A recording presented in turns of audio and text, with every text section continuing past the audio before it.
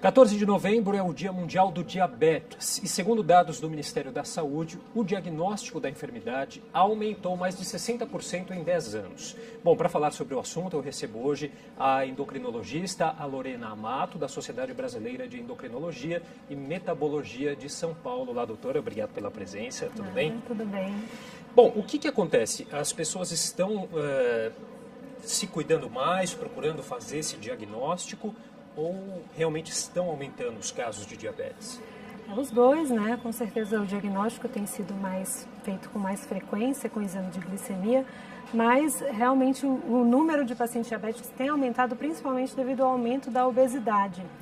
Dados de 2015 trazem que 53% da população brasileira é obesa e está acima do peso e 20% dessa população é obesa. Então isso é um fator de risco para o diabetes, então com certeza contribui para o aumento do número de diagnóstico. Né? Quer dizer, os hábitos errados, aí, uma alimentação não adequada, falta de exercícios físicos, aparecem aí como o grande problema, claro, da obesidade e, consequentemente, do diabetes.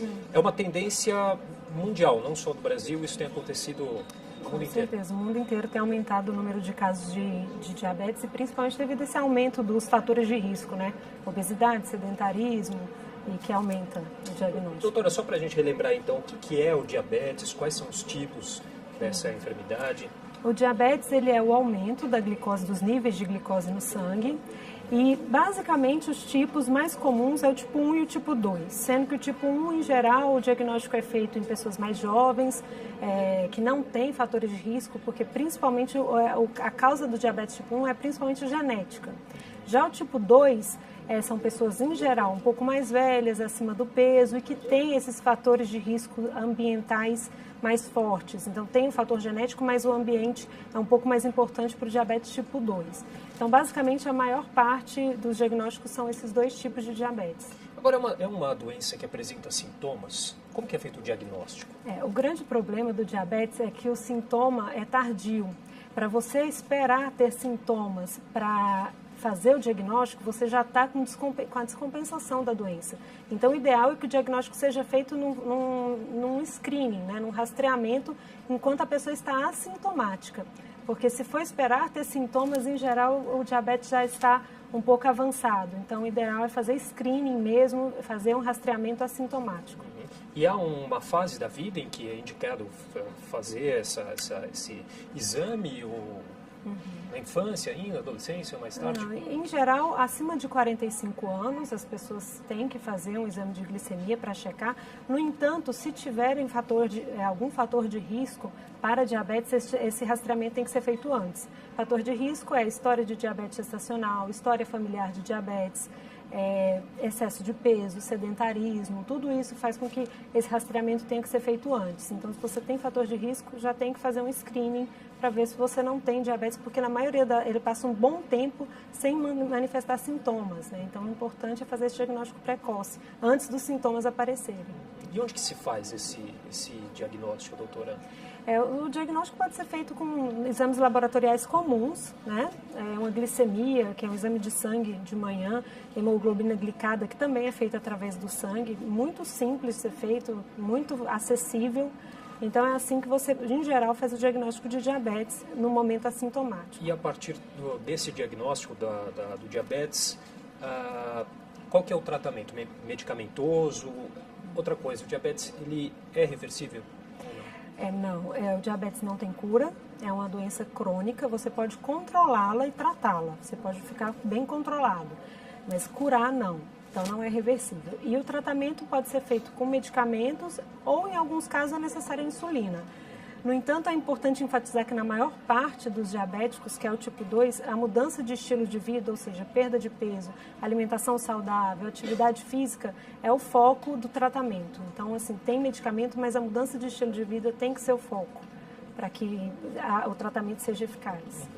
Qual que é a importância, então, do Dia Mundial do Diabetes, aí celebrado no dia 14 de novembro, e qual que é o tema da campanha desse ano? Fala um pouquinho para a gente. Então, o Dia Mundial do Diabetes, né, é importante, principalmente para fazer esse diagnóstico precoce, para que as pessoas não se percam aí e só façam diagnóstico quando já tem sintomas, complicações da doença.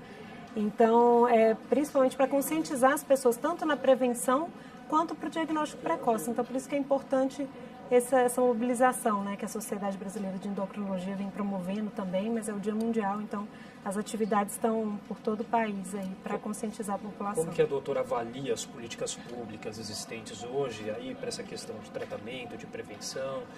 São adequadas? O que precisa melhorar? Na minha opinião, estão bem acessível. O exame de glicemia capilar e de hemoglobina glicada é bem acessível. Você consegue pelo sistema público de saúde, sim. Os tratamentos também, você consegue a liberação de diversos tipos de insulina, com algumas limitações, é claro, mas com dificuldades, eventualmente, de conseguir alguns medicamentos, mas tem bastante medicamento disponível e insulinas disponíveis, e também para o exame de rastreio também tem bastante disponibilidade. Esse medicamento ele é disponível de graça? Tem insulinas e medicamentos via oral disponíveis. Não todos, mas o suficiente para fazer um tratamento adequado nos pacientes. E o que foi programado aí aqui em São Paulo para essa data, o Dia Mundial do Diabetes? A gente sabe que tem uma programação não só no dia de hoje, durante todo o mês de novembro, Novembro Azul, né? O que a gente pode conferir aqui na cidade? Tem vários eventos no site da Sociedade Brasileira de Diabetes, que é acesso ao público de endocrinologia.